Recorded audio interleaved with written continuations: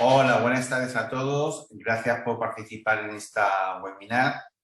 Como ya sabéis, dentro de la cooperación que tenemos, de las colaboraciones que tenemos con Clínica Baviera, periódicamente vamos haciendo estos webinars en el cual lo que pretendemos es informar de aquellas enfermedades de la retina que son más prevalentes con el objetivo de poneros al día y también ver, digamos, cuáles son, digamos, cómo está el tema de la investigación. Concretamente, el tema que vamos a tratar en esta webinar es vivir con degeneración macular asociada a la edad, con Vivir con DMAI. Como bien sabéis, la degeneración macular asociada a la edad, la retinopatía diabética y la miopía magna quizás son las tres enfermedades oculares visuales más prevalentes que puedan producir una baja visión, una discapacidad visual, ¿no?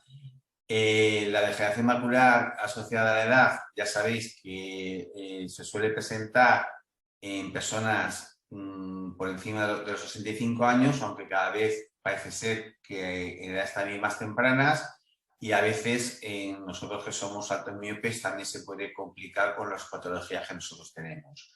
En esta ocasión, por Clínica Baviera, vamos a contar con la doctora María Capote. Es oftalmóloga, trabaja en unidad de retina aquí en las diferentes clínicas que están en Madrid.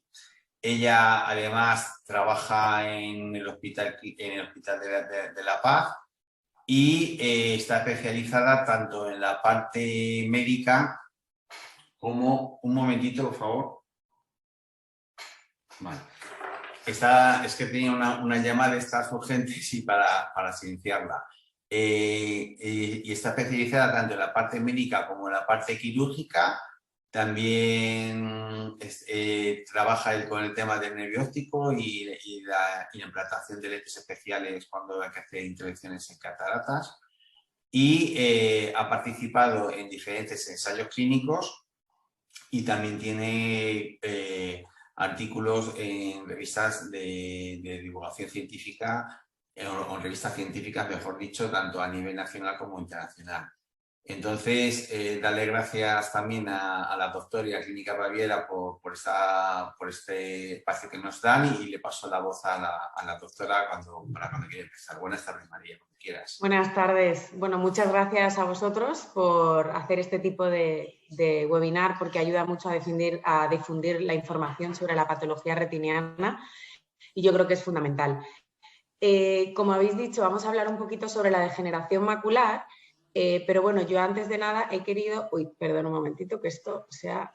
A ver, he querido lo primero, muchas veces damos por sentado hablar de la patología, pero no hablamos un poquito de la vía visual. Creo que es importante abordar que la anatomía y la fisiología de la visión es un poco más compleja de lo que pensamos. Yo sé que muchos de vosotros estáis acostumbrados a las patologías de retina, o por lo menos sabéis y os informáis bastante, pero me gustaría mencionar un poquito ese sistema para que entendamos como la base. Y de ahí hablar específicamente de la retina y de la mácula, que es la que va a ser la protagonista hoy, para poder así definir lo que es la enfermedad de la degeneración macular, hablar de sus síntomas, por supuesto, de cuáles son los factores de riesgo, si se puede prevenir o no. Hablaremos del diagnóstico y, sobre todo, bueno, del tratamiento y de los cuidados que podemos hacer a estos pacientes. Y ahí hablaremos un poco pues, de los ensayos clínicos y de las, digamos, novedades que hay respecto a la degeneración macular.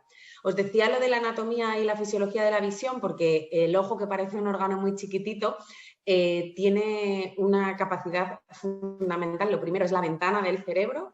A través del ojo podemos detectar muchísimas enfermedades cerebrales, no solo alteraciones concretas del ojo. Cuando recibimos una imagen, el ojo atraviesa esa información, pues tanto la córnea, que es la parte transparente del ojo que vemos ahí dibujada, como el cristalino, que es la lente más potente que tiene el ojo por dentro, y luego de ahí llega hasta la retina. La retina no es otra cosa que como el cerebro del ojo, ¿no? Tiene una serie de neuronas puestas unas encima de otras y a ella le llega la transmisión hasta dentro, hasta la parte más profunda, y esas neuronas se van transmitiendo la información de una a otra. De ahí sacan un solo cablecito, ¿vale? De toda esa información acaba saliendo solo un cable, una de las patitas de las neuronas, una de los axones de las neuronas, para formar lo que se llama el nervio óptico, que ya llega hasta el cerebro. Ya el cerebro es el que procesa toda esta información. Pero es tal el nivel de complejidad de la vía visual que en esta imagen simplemente os quiero hacer ver que toda esa trayectoria que hace la información visual del ojo al ganglio geniculado lateral, a todas las partes del cerebro, cuando hay una lesión en alguna zona del cerebro, nos va a afectar de una forma u otra nuestro campo visual, nuestra visión. Si de repente perdemos la visión de los lados, ya nos está orientando que la lesión puede estar en una determinada zona, ya sea un infarto, un tumor o lo que sea. Entonces, la vía visual es una estructura muy compleja que comienza, digamos, en el ojo. ¿Y qué realmente esto que os contaba de la retina? Bueno, la retina es toda la parte de detrás que forra el ojo por dentro y que está formada pues, por células, por neuronas importantes que van transmitiéndose la visión poco a poco. Y dentro de esta retina, el centro, que esto es a veces lo que le cuesta entender a los pacientes, el centro de esa retina es la mácula. La mácula, digamos, que es el área más central que capta la información más importante. Digamos que las neuronas más inteligentes están justo trabajando ahí en la zona central. Y tiene una depresión, como una montañita hacia abajo, como una depresión foveal que se llama, que es el área más importante de la visión, como el punto central. Y ahí tenemos, por ejemplo, unas neuronas que os sonarán, unas células que son los conos y los bastones, que están muy relacionados pues, con los colores, con la visión nocturna y diurna. Entonces, esta mácula es lo que os dibujo aquí, para que veáis que son como muchas escalones, ¿no? La luz, la información, aquí está puesta al revés, ¿no? Viene de abajo, pasa en vez de ir, va hasta el fondo y de ahí las neuronas se van pasando la información. A mí me recuerda mucho a lo que es pues, la casa de Rubén Percebe, es decir, tiene diferentes alturas que los vecinos van trasladando su información y en función de cómo estén todos esos vecinos bien de la cabeza, es decir, que sepan trasladar bien el mensaje, puede ser que cuando llegue abajo la información esté bien esa información o no. Por eso es fundamental que todas las neuronas por las que pasa la información, que son más de 10 capas, estén sanas, ¿vale? En función de qué neurona o qué célula se afecte, podemos hablar de un tipo de enfermedad de la retina u otra.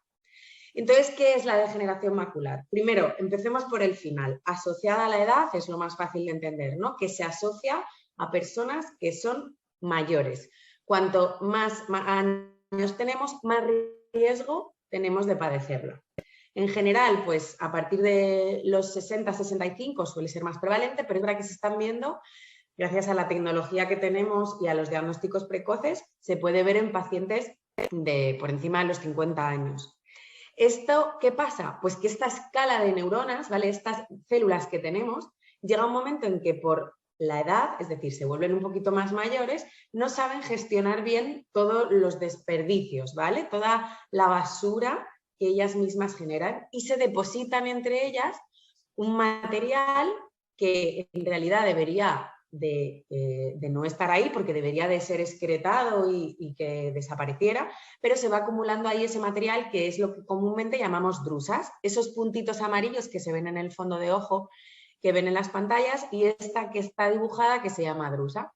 ¿Qué pasa? Que esas drusas es como si estos vecinos de la calle del Rubén Percebe no sacaran la basura. ¿Por qué? Porque se vuelven mayores, no son capaces de llevarla al sitio adecuado. Si solo afecta a una casa, como la de arriba, que tiene una basura enorme verde, pues no pasa nada. Si esa drusa está localizada en un sitio determinado, y no, pues seguramente no le afecte tanto al paciente. Pero si estos vecinos empiezan a dejar la basura en el ascensor, que no puedes cerrar la puerta, en la escalera, que no pueden subir y bajar los vecinos, seguramente ahí estén alterando más todo el funcionamiento de todos los vecinos. Eso es lo que pasa con las drusas. Llega un momento en el que se acumula tanta basura, tantos depósitos, que interfieren en la información, en toda esa información del sistema visual.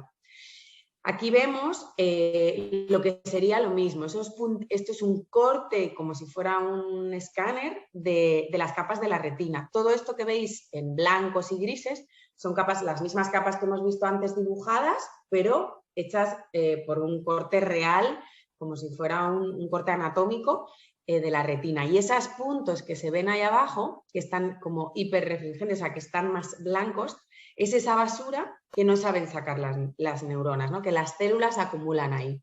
¿Y esto qué nos va a pasar?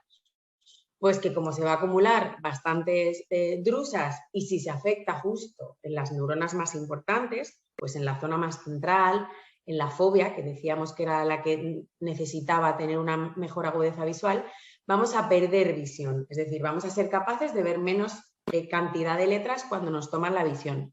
Nosotros lo notaremos pues conduciendo en nuestra vida diaria. Es muy típico que como son las neuronas más inteligentes, empecemos a tener problemas a la hora de la lectura, porque en la lectura necesitamos una calidad de imagen y calidad de información muy importante y utilizamos sobre todo la parte central de la mácula, que es la fobia.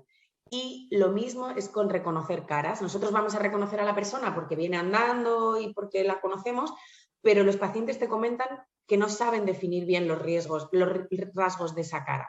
Esto es un síntoma muy típico que puede pasar en otras enfermedades que también alteran la mácula. ¿Y qué más vamos a encontrar? La característica que es la metamorfopsia. ¿Qué es la metamorfopsia? Pues que las líneas rectas las vamos a ver torcidas. Si son pacientes jóvenes que utilizan ordenador, pues enseguida lo van a notar pues en su tabla de Excel en el trabajo, lo van a notar cuando están escribiendo, cuando están leyendo. Cuando son más mayores, pues lo notan más en la línea típica de conducir, que ven que se les cruza. Esa metamorfopsia quiere decir que esas neuronas que han acumulado ahí esos depósitos, como no están rectas, sino que están torcidas, reciben las señales, en vez de recibirlas rectas, como pasa por la información por una zona alterada, la va a recibir como curva. Esta metamorfopsia, que es muy característica de la degeneración macular, también nos puede pasar en pacientes, por ejemplo, miopes, que tienen una membrana neovascular, que les aparece una alteración en su mácula. Todo lo que altere esa zona que os he comentado de todas las capas de la retina nos va a producir este tipo de distorsión. En algunos pacientes también te pueden comentar que ven un poquito peor los colores, por lo mismo, porque los conos y los bastones, que eran esas neuronas que estaban ahí justo en la fobia, en la zona más importante, esos conos y estos bastones se afectan porque les aparecen esos depósitos y hacen que no distingan bien, que ellos te dicen que por un ojo, pues es que no veo igual en naranja, ¿no? Por ejemplo. La mayoría de las veces, gracias a las revisiones que hacemos, a veces detectamos la degeneración macular antes de que el paciente tenga síntomas. Simplemente, pues con las pruebas de imágenes que hacemos, lo podemos detectar antes. ¿Y cuáles son estos factores de riesgo? El primer factor de riesgo y que no podemos combatirlo es la edad. Cuantos más años tenemos, pues igual que nos salen arrugas, pues se nos altera el circuito de todas las células que tenemos en la retina. Digamos que están un poco más viejecillas y entonces son menos capaces de depurarse y de hacer pues lo que decíamos de los vecinos, ¿no? Se van haciendo mayores y no saben sacar la basura. Por supuesto, hay un componente genético que cada vez se está descubriendo más genes que se relacionan con la degeneración macular. La raza blanca y ser mujer nos da más factores de riesgo y el hecho de tener antecedentes familiares. Todos estos son factores de riesgo con los que no podemos combatir, pero sí hay otros que podemos combatir con ellos. Factores de riesgo cardiovasculares, ¿cuáles son esos? Pues la tensión, ¿vale? La tensión arterial, la obesidad, por ejemplo. O sea, todo lo que sea cardiovascular, al final la retina, a ella le llegan unos vasos sanguíneos que ahora veremos en un dibujo, que son los que ayudan a dar alimento a estas neuronas.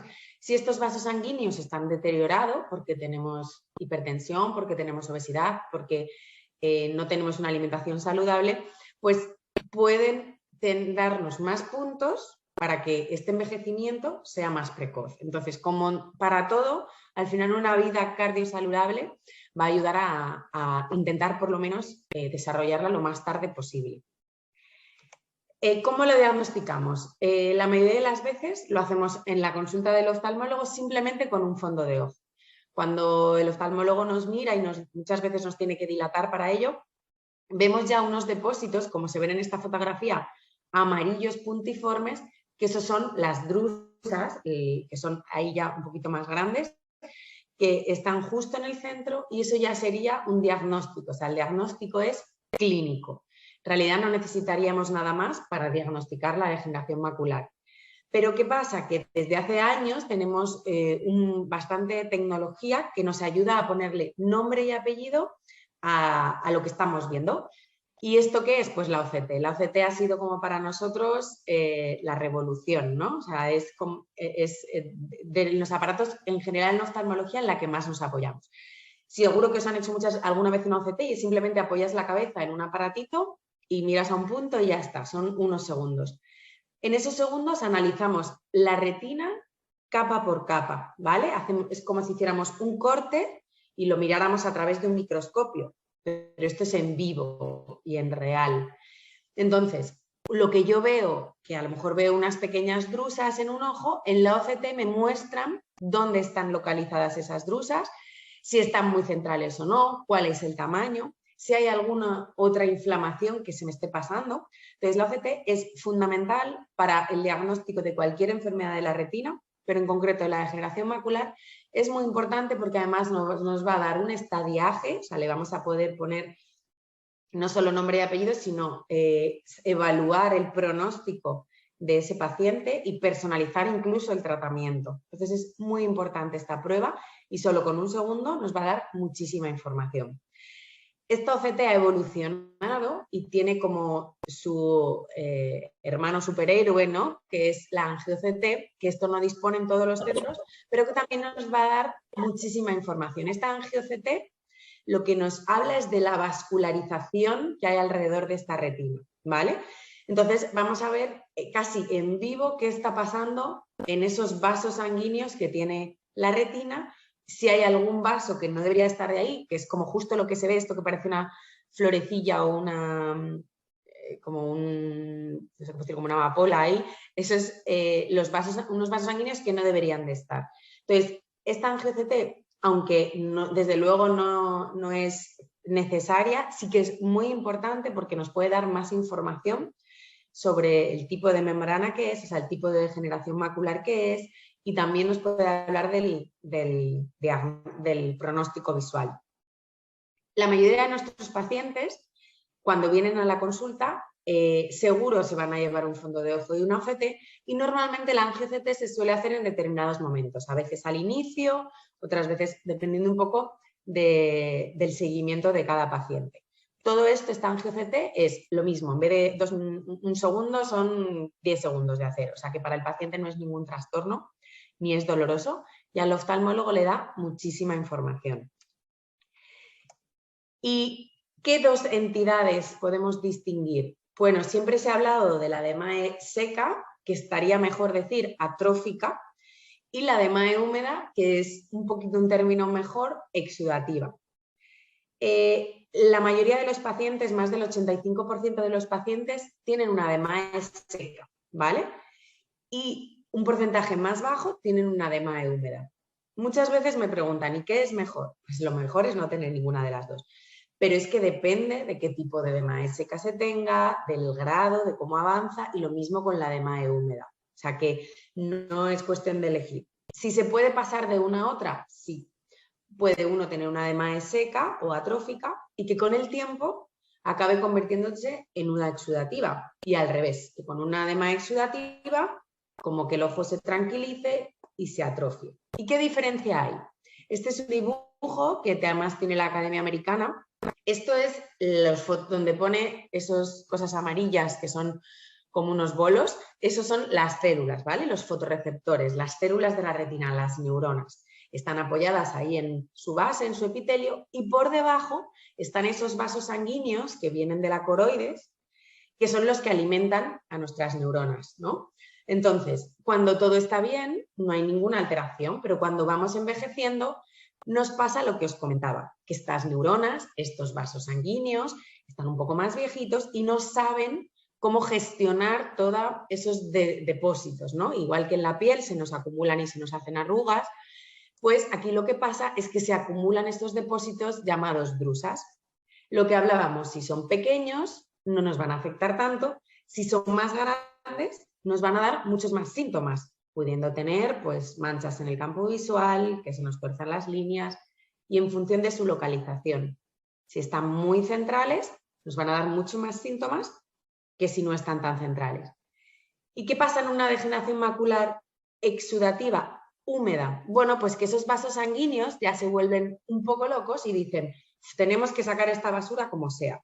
Y en vez de ayudar, pues lo empeoran, ¿vale? Entonces, empiezan a generar, intentan llevar nuevos vasos, ¿vale? Una neovascularización, nuevos vasos a la zona, que a su vez generan más inflamación, más líquido, puede haber sangre, es decir, que en vez de arreglarlo, lo estropean. Pero la forma, digamos, que ocurre en la edema exudativa es que esos vasos atraviesan la retina y se produce lo que se denomina membranas, que muchas veces es que tengo una membrana neovascular. Eso quiere decir que los vasos han roto el tejido donde no debería de haber vasos y han hecho ahí pues un montón de inflamación. Puede estar arriba, o sea, más arriba de la retina, más abajo, pero al final más o menos el resultado es el mismo, que generan inflamación, que generan lo que llamamos pues quistes, líquido intrarretiniano, es decir, que todas esas células que vivían en paz, pues ahora se llenan pues como si se rompiera una tubería en esa comunidad de vecinos, si de repente hubiera pequeños incendios, que son las hemorragias, y eso al final las neuronas sufren porque están pues, rodeadas de líquido y no pueden transmitir la información. Con lo cual, esa sería un poco la diferencia entre las dos degeneraciones. ¿Qué pasa? Que muchas veces esta degeneración macular exudativa podemos contenerla, o bien con tratamiento, o a veces incluso acaba haciéndolo con los años, y se puede quedar estable y esos vasos, digamos que no volver a molestar y quedarse sin sangrado, sin inflamación. Entonces pasaría a ser seca o atrófica. Y esa degeneración macular seca o atrófica en algún momento puede hacer chip y cambiar al otro lado.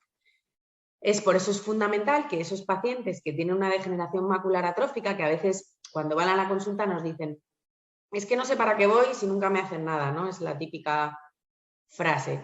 Sí podemos hacer, primero porque ahora hablaremos de la investigación que hay en curso y segundo porque en algún momento puede variar a la otra parte de la enfermedad y ser mucho más agresiva y tener que poner tratamiento. Una vez que tenemos claro el diagnóstico, decimos, bueno, pues por ejemplo es una imagen, perdonadme, de la edema exudativa. ¿Qué veríamos en el fondo de ojo? Pues si veis, ya no vemos los puntitos esos blancos, lo vemos como un poco distorsionado y unos puntos ahí rojos, que es la hemorragia. En la OCT, en el corte, vemos como, ¡bum!, que la fóvea, o sea, la retina, en vez de estar así en forma de montañita, está como si fuera un monte grande lleno de líquido. Eso es porque ahí hay unos vasos que han producido líquido y hemorragias. Una vez que tenemos el diagnóstico, lo más importante es, primero, hacer entender al paciente la cronicidad de su enfermedad, tenga la enfermedad que tenga. Es una enfermedad que hasta ahora no hay curación. Todo lo que tenemos es para evitar que nuestros pacientes empeoren e intentar conservar todo lo que se pueda la visión. Pero no tenemos un tratamiento definitivo a día de hoy. Entonces tienen que hacerse conscientes, es un poco lo que pasa con los miopes, ¿no? Que tienen que ser conscientes que van a ser miopes toda la vida, incluso aunque se operen de cirugía refractiva, van a ser miopes. Y por ello hay que controlarse. En función de cuál de las dos tengamos y de los factores de riesgo asociado, el oftalmólogo les dirá si tiene que ser anual, si tiene que ser mensual las revisiones, ¿vale? Lo primero, como todo, controlar los factores de riesgo. ¿Cuáles son esos factores de riesgo? Lo que hemos hablado. Por supuesto, no fumar, ¿vale? Está claro que el tabaco perjudica a la retina en cualquier patología. Pero factores de riesgo normales, intentar hacer una vida saludable, con una alimentación rica en frutas, verduras, pescado, una alimentación mediterránea. Respecto a los complementos nutricionales, muchas veces nos preguntáis en la consulta si merece la pena, no merece la pena. Hay complementos nutricionales específicos para degeneración macular porque hubo un estudio que se hizo hace muchos años, que se llama AREX2, que se hizo en Estados Unidos, que demostró que en determinadas fases de la degeneración macular, sobre todo en los estadios 3 y 4, parecía disminuir la progresión de la misma. ¿Cuál es la realidad? Bueno, la realidad es que ahora mismo me parece muy difícil cumplir lo de 5 piezas de fruta y verdura, hacer una vida totalmente saludable. Yo soy de las que opino que un complemento nutricional, desde luego, daño no nos va a hacer, y menos si es pautado por el oftalmólogo, con lo cual podemos tomarlo siendo conscientes de que esto no es un tratamiento, sino una ayuda más, ¿vale? En aquellos pacientes que tengan ese estadio concreto de la enfermedad, sí le ayudará más, y sobre todo si tienen determinada genética, que hay gente que, pues, por su, digamos, alteración genética, va a responder mejor a los complementos nutricionales. Entonces, en general es un apoyo que nos podemos buscar y que tenéis que preguntar en vuestro caso cuando en algún momento los pacientes la diagnostiquen, tienen que preguntar al oftalmólogo si en su caso deben tomarlos o no. Pero desde luego una alimentación saludable y eliminar los factores de riesgo, como puede ser eso, la hipertensión, la obesidad, es fundamental. Y por último, uno de los cuidados más importantes que tenemos en estos pacientes es la ayuda de baja visión. Estos pacientes sobre todo tienen problemas en la lectura, y pensemos que la lectura es mucho. Lectura es ver el número de teléfono para marcar el número de su hijo, ir al supermercado y comprar y ver cuánto cuestan las cosas. Hay muchas cosas puntuales que ellos necesitan hacer, sobre todo son pacientes mayores que muchas veces viven solos. Bueno, hay centros, bueno, de hecho en Clínica Baviera también disponemos de centros, en general hay centros de baja visión especializados para estos pacientes. Hay, digámoslo, aparatitos parecidos a los que salen en el dibujo, que no es una simple lupa, sino que tienen diferentes comportamientos en función de para qué los queramos. Si los queremos, pues lo que decimos, a veces es tan fácil como comprar un móvil con números grandes, pero hay en otros casos que necesitan lupas especiales, incluso pues a veces para ver la televisión.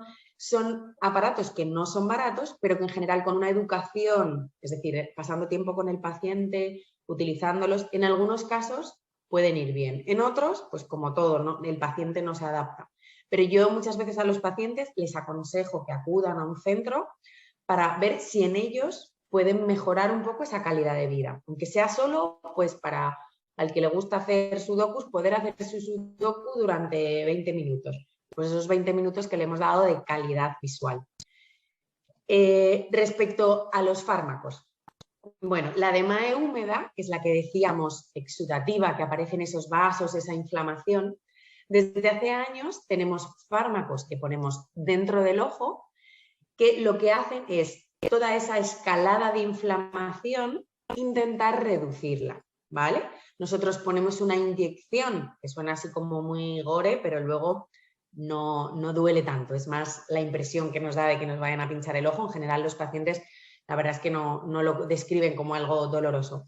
Esta inyección que se pone en el ojo, que es un procedimiento totalmente ambulatorio, se puede poner en la consulta incluso, el paciente se le pone una gotita de anestésico y lo que va a notar es que cuando salga va a tener una cosita flotando, que es el medicamento.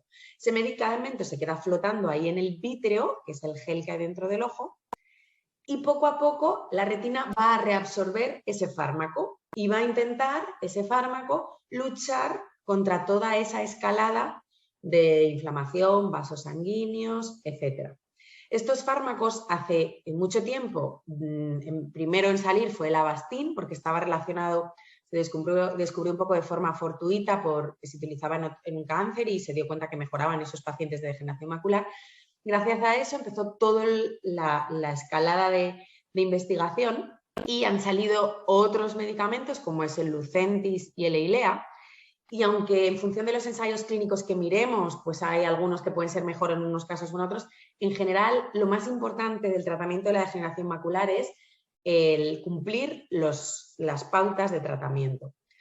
La mayoría de las veces estos pacientes tienen que entender que va a ser un tratamiento crónico y que durante el primer año es posible que tengan muchísimos pinchazos. Me refiero, suele empezarse por 3 inyecciones separadas un mes, pues te ponemos una, al mes otra y al mes otra, y en función de la respuesta a esos fármacos, a veces hay que mantener esa pauta mensual o se puede espaciar un poquito. pero el paciente tiene que ser consciente de que, sobre todo el primer año, va a tener que tener bastantes revisiones, porque aparte de las inyecciones, luego hay que revisar al paciente. Entonces, en general es al principio, ¿no?, un poco de trastorno para el mismo.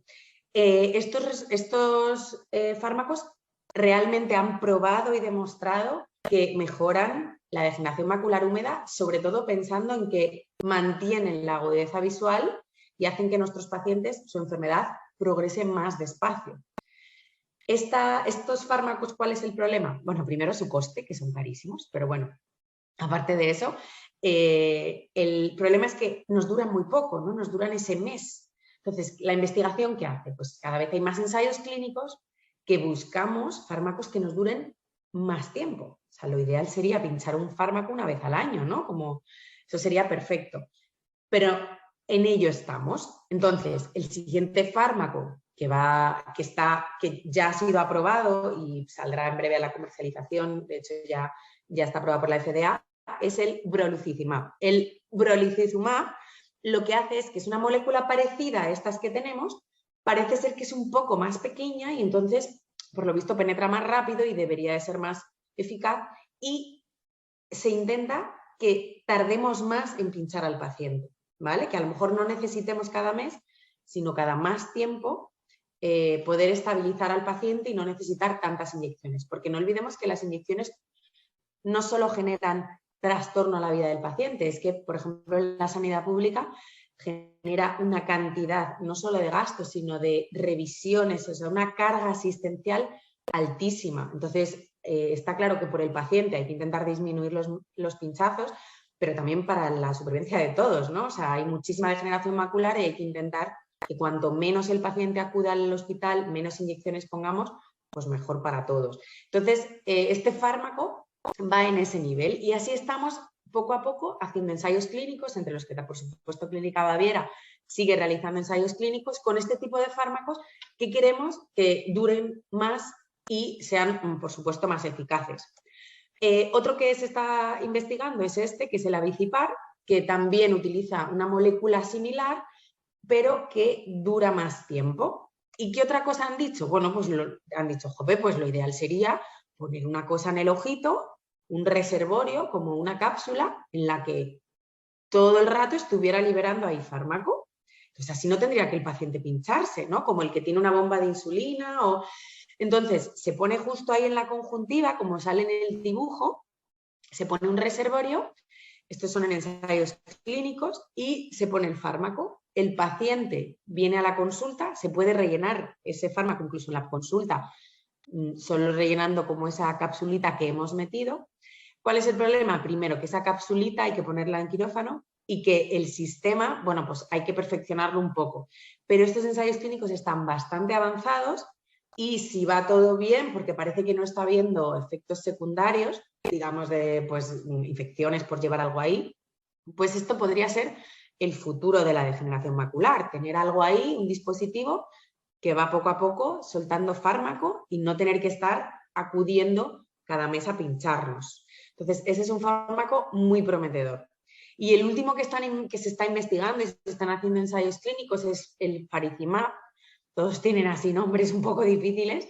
Pues el faricimab es más, digamos, nos da un poquito más de esperanza porque no solo ataca a una parte de esa inflamación, que es como que todos los fármacos hasta ahora se centraban en ellos, en el anti-VEGF, que es un poco como se llama a lo que ataca. El VEGF es como un factor que aplaude a estos vasos sanguíneos para que sigan creciendo. Entonces, ese factor de crecimiento vascular, todas las moléculas han girado en torno a él, que esos fármacos intentaban destruir a ese factor. Pues este faricimab ha hecho que otra porción de este fármaco nuevo vaya a por la angiotensina 2, que es otro receptor que parece que está implicado en esta inflamación. Entonces actuaría por dos vías. Así que estamos, como veis, ahora mismo ya tenemos muchos fármacos en el mercado para la degeneración macular húmeda, pero esto no para, ¿vale? La ciencia sigue y seguimos haciendo ensayos clínicos para que el paciente tenga menos inyecciones, les dure más tiempo y sean más eficaces. ¿Cuál es nuestro talón de Aquiles? Pues la degeneración macular seca. estos pacientes con degeneración macular seca, hasta ahora hemos tenido muy poco recursos para ofrecerles, aparte de los que ya hemos hablado, pues factores cardiovasculares, complementos nutricionales, pero es verdad que teníamos muy pocos recursos. ¿En qué nos estamos centrando en la degeneración macular seca? Pues Clínica Baviera es uno de los pioneros en estar dentro de los ensayos clínicos de Horizon y Explore. Son 2 ensayos clínicos dentro de esta degeneración macular seca o atrófica que se centran en la terapia génica, ¿vale? ¿Qué quiere decir esto? Yo a mis pacientes, cuando vienen a la consulta y cumplen una serie de criterios muy específicos, se les hace un test genético, un test de saliva y de sangre, y en función de las mutaciones, es decir, su cadena de ADN, su cadena de información, esta degeneración macular pasa porque hay alguno de nuestros genes pues, que es defectuoso. Entonces, ¿qué quiere hacer la terapia génica? Quiere saber cuál exactamente es el gen que es defectuoso y en función de cuál sea ese gen, trato de una forma o de otra. Entonces, se están realizando en este tipo de ensayos clínicos una inyección del fármaco, pero bajo la retina. Ya no lo dejamos dentro del vítreo, sino lo inyectamos dentro de la retina. Ahora mismo la degeneración macular seca está siendo la que más ensayos clínicos está generando porque, como os he dicho, el 85% de los pacientes con DMAE son de DMAE seca. Hay algunas otras, digamos, alternativas que se han usado, como ahora pues, se usan en algunos sitios láser, ¿no?, para destruir esas drusas. Actualmente toda esa vertiente está siendo un poquito más estudiada porque ya hace años utilizamos el láser para destruir esas drusas, esa basura, y sí, se destruyen, pero el problema es que no frenaba la progresión, o sea, no frenaba que nuestras neuronas cada vez se fueran acumulando más basura y se fueran quedando más delgaditas, más delgaditas.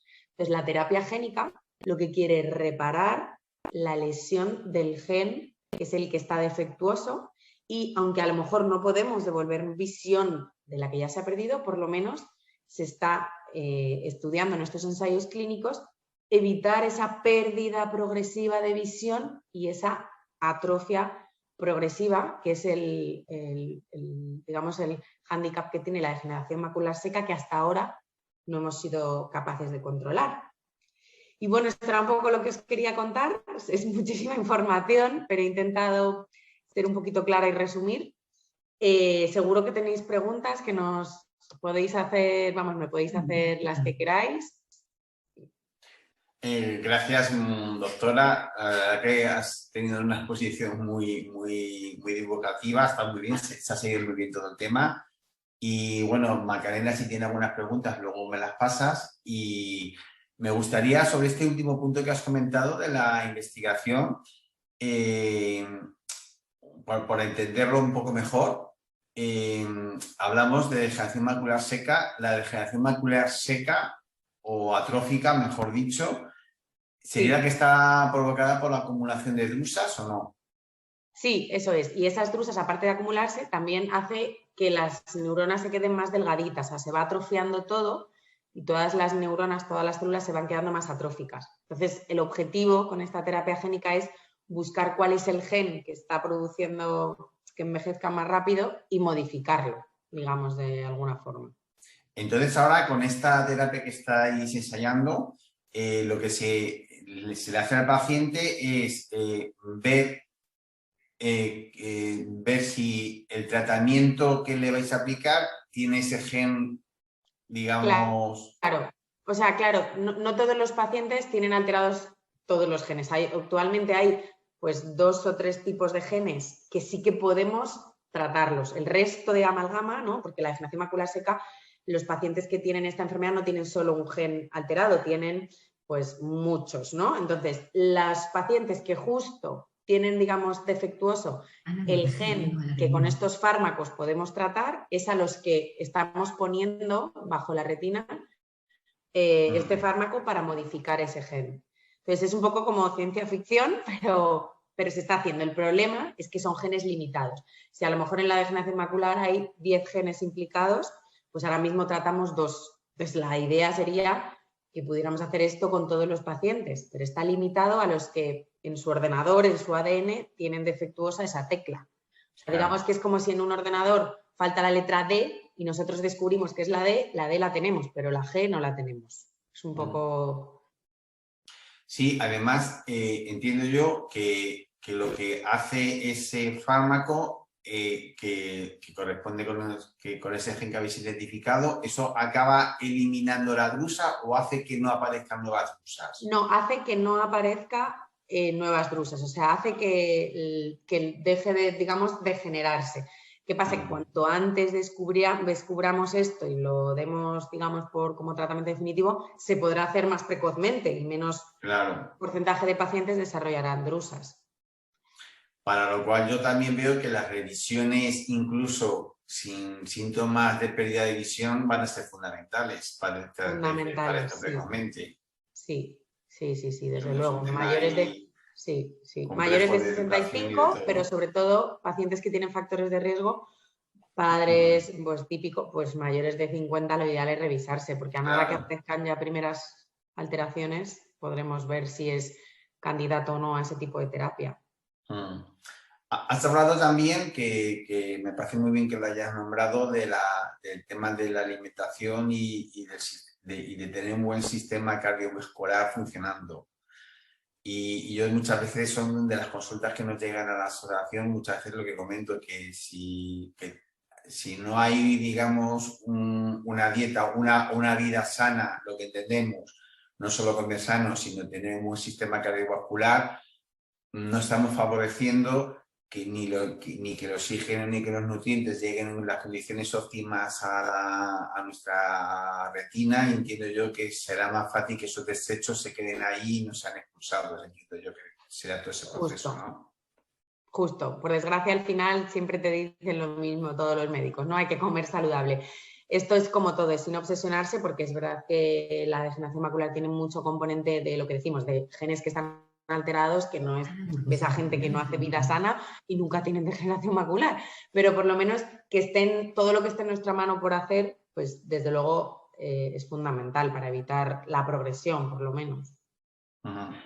Luego, de las preguntas también que nos han hecho, claro, como has comentado al inicio de la presentación, hablamos de degeneración macular asociada a la edad, pero también a veces se dan degeneraciones maculares más tempranas o juveniles. Una de ellas es la enfermedad de Stargardt. ¿Existe alguna relación entre este tipo de degeneración y la asociada a la edad, o son totalmente caminos diferentes que acaban en un mismo proceso? Son caminos diferentes porque tienen una base genética diferente. El problema es que muchas veces las enfermedades, las degeneraciones o las distrofias maculares, ya sean de conos, de bastones o con nombres y apellidos, como justo alteran la zona central que hemos hablado, pues al final los síntomas y los signos pueden ser muy parecidos. Entonces, a veces se entremezclan. El problema es un poco, primero, el seguimiento de estos pacientes y el consejo genético. Muchas de estas distrofias, de conos, de lo que sea, ya tienen un gen asociado, entonces es muy importante hacer un estudio genético adecuado en cada paciente, así como en degeneración macular todavía no está tan desarrollado. En las distrofias en general ya es muy importante que con los retinólogos acudan, siempre trabajamos con genetistas, que nos dan el LOCI, o sea, digamos el gen que está alterado, y eso es fundamental no solo para la descendencia, sino para lo que hablamos de la terapia génica. Esta terapia génica está pasando en todas las enfermedades de la retina. Pues ahora mismo la retinosis pigmentaria, se están descubriendo terapias específicas para esos genes, con lo cual es muy importante que incluso los pacientes que tienen distrofias desde hace mucho tiempo, que dicen, es que yo para qué voy a ir si ya sé que... Pues hay que ir al oftalmólogo para que te digan exactamente cuál es tu gen y por si sale alguno de estos tratamientos te puedan llamar porque estés en una base de datos que digan, te podemos dar un tratamiento. Entonces la terapia génica está muy relacionada con todo esto. Eso no quiere decir que esa enfermedad de Stargardt no pueda también tener una degeneración macular asociada a la edad. O sea, al final, pues si ese paciente que tiene Stargardt desde joven luego puede asociarlo y se pueden combinar ambas enfermedades. Pero en general es verdad que el proceso es diferente, solo que como afecta a la misma zona, pues muchas veces los síntomas son muy parecidos. Claro, nosotros los que somos altos miopes magnos, uno de los problemas que tenemos son las placas de atrofia que cuando se empieza a degenerar la retina nos van apareciendo. Y siempre la duda es de si esas atrofias que tenemos en la retina siempre son causadas por la miopía magna o también existe un efecto de degeneración macular asociada a la edad, pues acumulación de drusas. Son procesos que se puede distinguir con relativa facilidad en la consulta de oftalmología.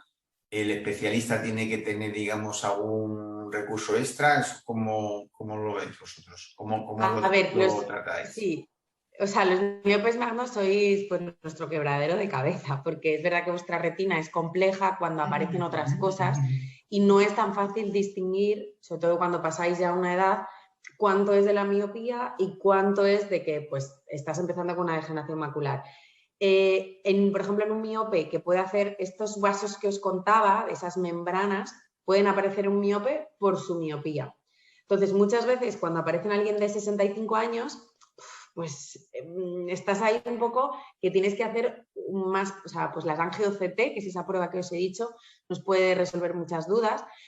Luego, pues, qué tipo de miopía tenga el paciente también nos puede dar dudas. El ojo contralateral, ¿vale? O sea, hay muchas cosas que hay que estudiar. La parte buena es que cuando aparece una membrana miópica en pacientes, en vosotros, aparece este tipo de patología, responden muy bien y a veces solo con un tratamiento o poquito suelen responder muy bien. Incluso a veces en los miopes nos pasa que tenéis la retina como tan, lo que decías, tan finita, que es muy difícil distinguir todo bien y muchas veces os ponemos el tratamiento solo por vuestros síntomas. A mí me viene un miope a la consulta que llevo tratando mucho tiempo y me dice, es que veo torcido y yo le hago todas las pruebas del mundo y solo veo su atrofia y no veo nada más, le trato como si tuviera una membrana miópica y es que mejoran. Entonces, los miopes sois un ente un poco especial, entonces hay que estudiarlo muy bien y sí que pueden pasar desapercibidas alteraciones, no solo de degeneración macular, en general, cosas en la retina del miope, porque es muy difícil de evaluar. Hay que, pues eso, ir al especialista y normalmente os tienen que hacer un poquito más de pruebas.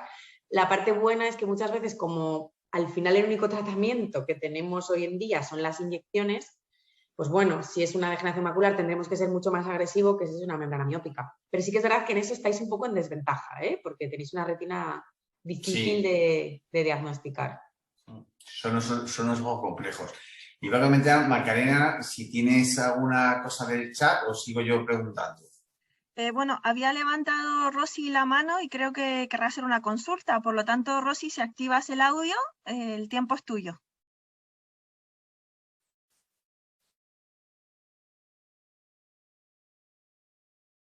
Hola, buenas tardes. ¿Se me oye? Sí, perfectamente, hola. Ah, vale, es que estoy bastante constipada.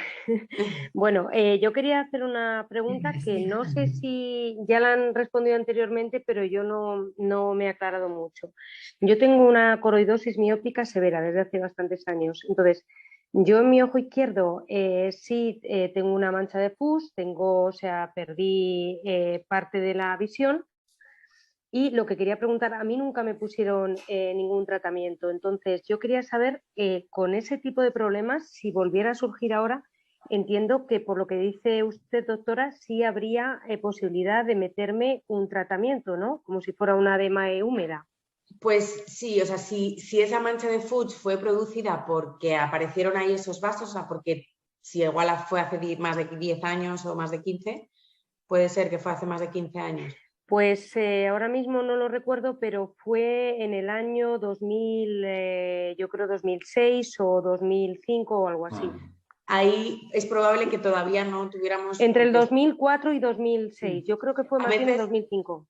Sí, o sea, en general los miopes, hoy en día ya tenéis estos fármacos de los que disponemos porque nos ayudan mucho. Disculpe, doctora, sí. Por lo que me dijeron a mí, sí, al parecer lo tenían en algunos hospitales concretos de Madrid, pero por ejemplo en el mío, que era Móstoles, no lo tenían, porque claro, me dijeron que no había tratamiento. Claro, puede ser que hace pues, más de 15 años estos fármacos no estaban ni tan estudiados ni con tantos ensayos clínicos que lo avalen y no estaban a la disposición de todo, y gracias a Dios están a disposición a nivel de toda España. Hoy en día seguramente te hubieran puesto estos fármacos para intentar frenar esa neovascularización vascularización, esos vasos que no deberían de estar.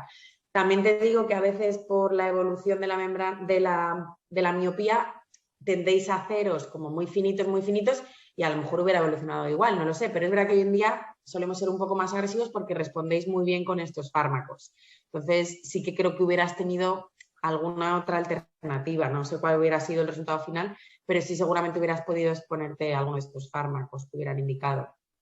Vale, pues muchas gracias, porque es Nada. que yo cuando lo ha dicho, claro, yo tenía la duda durante años de si se podía poner, si volvía a pasar un fármaco o no. Y quería Seguramente hacer, sí. vale, y quería hacerle otra pregunta y con esto ya acabo.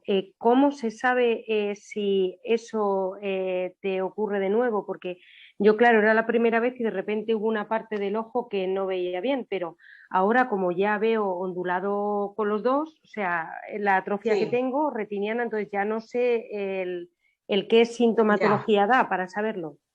A ver, es verdad que es muy difícil, ¿eh? Pero vosotros, no sé si te han dado alguna vez la típica rejilla esta de Amsler, que se Sí, llama. sí, sí, sí, sí, Pues sí. yo lo que digo que eso tiene que ser un poco como el Padre Nuestro, que lo tenéis que saber de memoria. Vosotros cerráis un ojo y tenéis que saber que vuestra ondulación está ahí como está. De repente un día os tapáis y decís, uff, pues ahora veo una mancha negra que antes no veía. O ahora veo mucho más borroso en una zona. Eso puede ser una ayuda, sin obsesionarse, pues hacerlo una vez al mes o una vez cada 2 semanas. Y a veces simplemente lo descubrimos pues en una revisión. O sea, muchas veces, pero bueno, yo creo que vosotros, aunque penséis que tenéis, pues que ya habéis torcido, que tenéis baja visión, sois los que más os conocéis vuestra visión. Y yo siempre digo que ante cualquier duda, mejor ser pesados. O sea, mejor que nos exploren y que quede claro que no ha habido ningún evento nuevo, porque aunque tú tengas tu atrofia y tu mancha de Fuchs, pueden pasar otras cosas en otras zonas que a lo mejor tienes ahora un poco más sanas y te ayudan a ver. Entonces, fundamental las revisiones, la rejilla de Amsler, conoceros cómo está. Si, por ejemplo, vas al oftalmólogo y te dicen, está todo igual, pues ya saber que de ahí es de donde partes. No tiene que haber ningún cambio desde ahí. Pues en tu rejilla, que esté más o menos con esas deformaciones y no vaya a más. Y sobre todo eso, cualquier duda de aparecido destellos, pues consultar y acudir, no demorarlo. Porque cuanto antes se haga tratamiento, mejor responden los pacientes. Eso está demostrado, sea de la patología que sea. Claro, es que yo sí es verdad que yo he tenido temporadas que he visto, no sé el por qué, muchísimo más ondulado y luego eso se me pasa. Entonces vas a retina, al oftalmólogo, al hospital y te dice, no, pues a pesar de que tú veas mucho más ondulado, está igual que siempre. Entonces, claro, tienes la duda esa, era por eso. Bueno, pues yo creo que hay que intentar eso, conocerse un poco más, las revisiones que te hagan una combinación de ambas cosas. Vale, pues muchas gracias, doctora, ¿eh? Nada. Para terminar, una última pregunta que habías comentado que, bueno, creo que se llama fotobiomodulación, Sí, el tratamiento para eliminar drusas. sí. ¿Qué tal de eficacia tiene? ¿Sirve para todo tipo de drusas? ¿Se recupera visión? ¿Qué nos puedes contar si sabes si estás, no sé cómo está Sí, pues este tema? ya está comercializado, es un láser específico que lo que hace es, digamos, por hacerlo una forma como destruir esa drusa, ¿no? Destruir esa basura. No está muy extendido porque todos los ensayos clínicos que hay, que por supuesto ya está aprobado y demás, no suelen, o sea, es un poco lo que os contaba, que hace años ya se utilizaba el láser, otro tipo de láser, para quitar las drusas y al final se veía que desaparecían esas drusas, pero que no evitaba la progresión de la enfermedad y no parecía haber ninguna mejora en esa atrofia. Lo que han demostrado los ensayos clínicos, que creo que tienen, para mi gusto, pocos pacientes, o sea, no se han hecho una gran cantidad de pacientes, sí que han demostrado que el paciente parece que gana como 5 letras, pero todavía no han demostrado que a la larga esa degeneración macular se pare, ¿no? De hecho, ahora mismo las investigaciones en los ensayos clínicos no van para quitar las drusas, sino va más en torno a la terapia génica, en evitar que aparezcan, porque los últimos años cuando hemos utilizado láseres, pues sí, quitábamos las drusas, pero no quitábamos el problema y al final el paciente tampoco ganaba visión. Sí que hay algunos compañeros que lo utilizan, pero por ejemplo la Clínica Baviera, que bueno, creo que tenemos los retinólogos más punteros, entre ellos la doctora Suárez Figueroa, no utilizamos este tratamiento porque no hemos visto que haya suficiente evidencia científica para poderle ofrecer a nuestros pacientes algo mejor de lo que ya disponemos. Estamos más centrados en los ensayos clínicos con este tipo de terapia génica. Pues muchísimas gracias, doctora, y a Clínica Bavera. Creo que ha sido muy ilustrativa toda la información que nos has dado. Y bueno, y gracias también a los oyentes, que espero que haya servido esta información para ellos. Os recuerdo, no lo he dicho al principio, que esta webinar está siendo grabada y luego la colgaremos en nuestra web para que la podáis escuchar o aquellas personas que no han podido escuchar en su momento la puedan también retomar.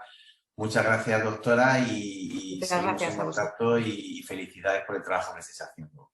Gracias, muchas gracias. Un saludo a todos. Un saludo, hasta luego, adiós a todos.